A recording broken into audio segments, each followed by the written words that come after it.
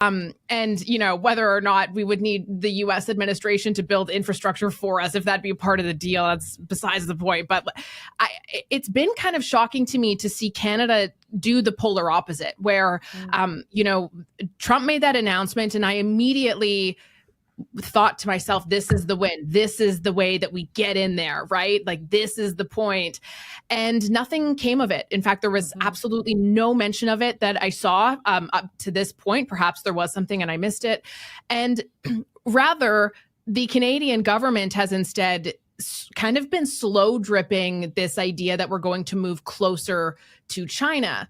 And that, I think, is an area of concern for a lot of people who are familiar with the Chinese government, familiar with their dominance in certain sectors and what that can do, the leverage that they then have.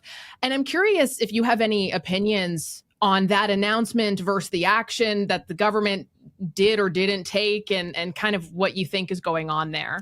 Well, as you know, our relationship with China is very complicated. Our relationship with India is very complicated. Our relationship with the Middle East is very complicated. And each of them require a different solution. I don't think that there's any problem with having an energy deal with China or a food deal with China.